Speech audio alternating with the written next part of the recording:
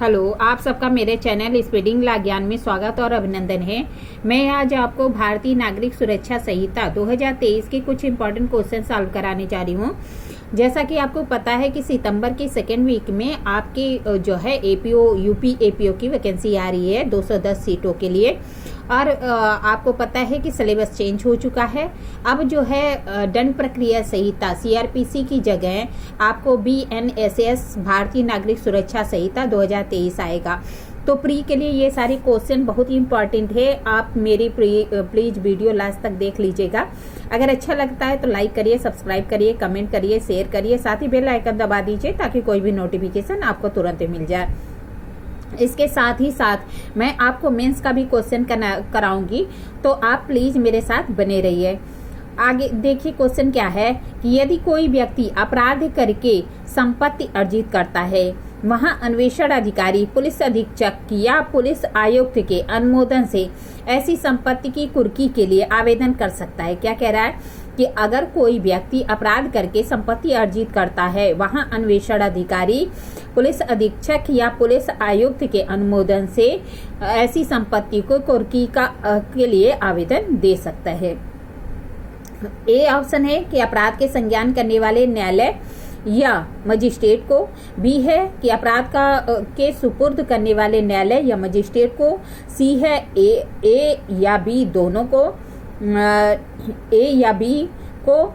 और डी है जिला मजिस्ट्रेट को। तो सी वाला ऑप्शन सही होगा कि अगर अपराध करके कोई व्यक्ति संपत्ति अर्जित करता है, वहां पे अन्वेषण अधिकारी, पुलिस अधीक्षक या पुलिस आयुक्त को जो अनुमोदन से संपत्ति की कुर्की के लिए आवेदन दे सकता है। अपराध का जो संज्ञान करने वाला मजिस्ट्रेट या न्यायालय है उसको, या अपराध को सुपुर्द करने वाले न्यायालय या मजिस्ट्रेट को।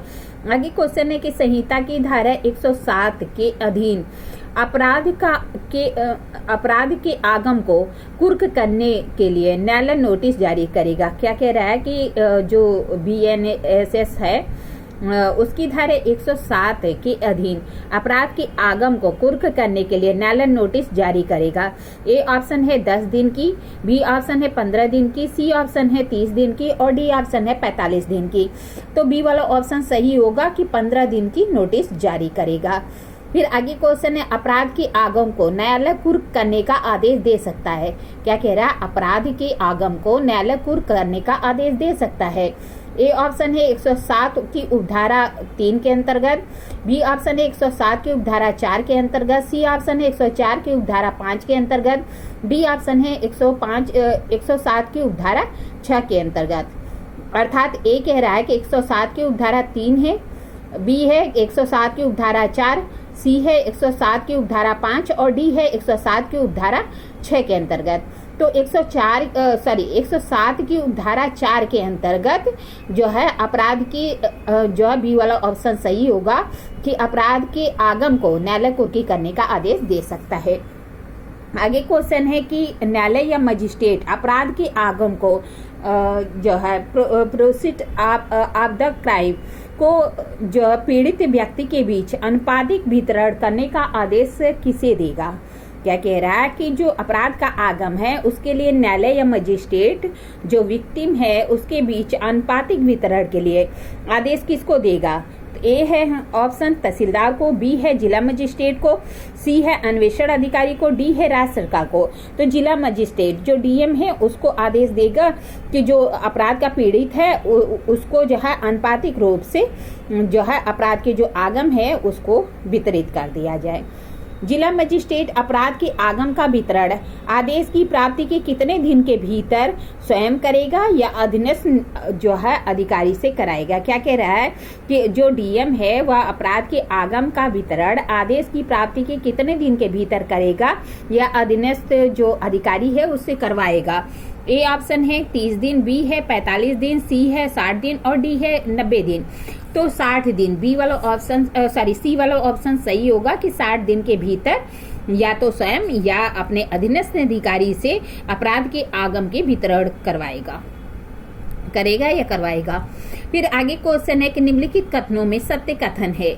मजिस्ट्रेट अपनी उपस्थिति में किसी स्थान की तलाशी लेने का निर्देश दे सकता है। सही है, क्योंकि मजिस्ट्रेट अपनी उपस्थिति में किसी भी स्थान की जो है तलाशी लेने का निर्देश धारा 108 में यह प्रावधान किया गया है। यदि न्यायालय ठीक समझता है तो वह अपने सामने पेश किए गए दस्तावेज को परिबद्ध कर सकता है। 109 में है, सही है ये भी।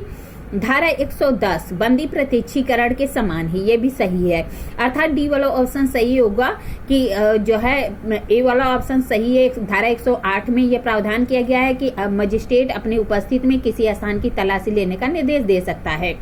फिर जो है दस्तावेज को परिबद्ध करने के लिए आदेश न्यायालय अगर ठीक समझता दे सकता है 109 में, और बंदी प्रत्यक्षीकरण के समान जो हैबियस कॉर्पस के जो है सिमिलर जो रिट का प्रावधान है वह धारा 100 में दिया गया है। संहिता की किस धारा के अंतर्गत मृत्युदंड की दया याचिका का प्रावधान है? क्या mercy or clemency of the petition, क्या कह रहा है कि जो मृत्युदंड की दया याचिका है उसके लिए कहाँ प्रावधान किया गया है? ए ऑप्शन है कि 72, बी है कि 161, सी ऑप्शन है 472 और डी ऑप्शन है कि 135। तो सी वाला ऑप्शन सही है 472। 472 में मृत्युदंड के लिए दया याचिका का प्रावधान किया गया है। आगे क्वेश्चन है, किस धारा के अंतर्गत साक्षी संरक्षण स्कीम तैयार करने का प्रावधान है? क्या कह रहा है कि किस धारा के अंतर्गत साक्षी संरक्षण स्कीम तैयार करने का प्रावधान है? ए है कि धारा 395, बी है कि धारा 357A, सी ऑप्शन है कि धारा 357B और डी ऑप्शन है धारा 398। तो ये जो धारा डी है 398 इसमें ही प्रावधान है, अर्थात डी वाला ऑप्शन सही होगा। यहाँ पे साक्षी संरक्षण स्कीम तैयार करने की बात कही गई है 398 में। फिर आगे क्वेश्चन है, संहिता की धारा 472 के अंतर्गत दया याचिका कौन दाखिल कर सकता है? क्या कह रहा है? संहिता की धारा 472 के अंतर्गत दया याचिका कौन दाखिल कर सकता है? ए ऑप्शन है कि सिद्ध दोष व्यक्ति, बी ऑप्शन है सिद्ध दोष का उत्तराधिकारी, डी ऑप्शन है सिद्ध दोष व्यक्ति का अन्य कोई संबंधी, डी ऑप्शन है कि कोई शैक्षिक संस्था, ई है ए या बी या सी और एफ है उपरोक्त सभी। तो उपरोक्त सभी होगा। जो दया याचिका है 472 के अंतर्गत सिद्ध दोष व्यक्ति वह भी कर सकता है, उसका उत्तराधिकारी भी कर सकता है, अन्य संबंधित भी कर सकते हैं या कोई स्वैच्छिक संस्था भी कर सकता है। आगे क्वेश्चन है कि दया याचिका के संबंध में निम्नलिखित कथनों में सत्य कथन का चयन कीजिए। क्या कह रहा है? दया याचिका के संबंध में निम्नलिखित कथनों में सत्य कथन का चयन करिए।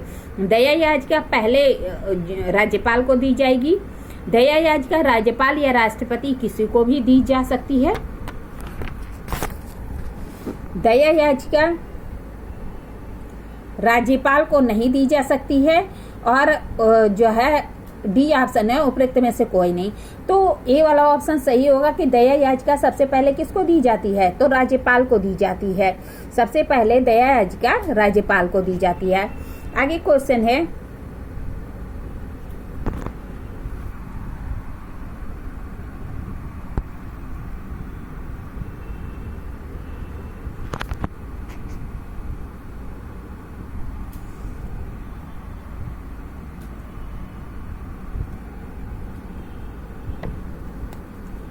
आगे क्वेश्चन है, राज्यपाल द्वारा दया याचिका निपटाए जाने के कितने दिन के भीतर राष्ट्रपति को दी जाएगी? क्या कह रहा है? राज्यपाल द्वारा दया याचिका निपटाए जाने के कितने दिन के भीतर राष्ट्रपति को दी जाएगी? ए ऑप्शन है 30 दिन, बी ऑप्शन है कि 45 दिन, सी ऑप्शन है कि 60 दिन और डी ऑप्शन है कि 90 दिन। तो जो है सी वाला ऑप्शन सही होगा 60 दिन। अगर राज्यपाल द्वारा दया याचिका निपटा दी जाती है तो उसके 60 दिन के भीतर उसे राष्ट्रपति को दी जाएगी। इस तरह मैंने आपको कुछ क्वेश्चन सॉल्व कराए। आगे को क्वेश्चन अगले वीडियो में सॉल्व कराएंगे।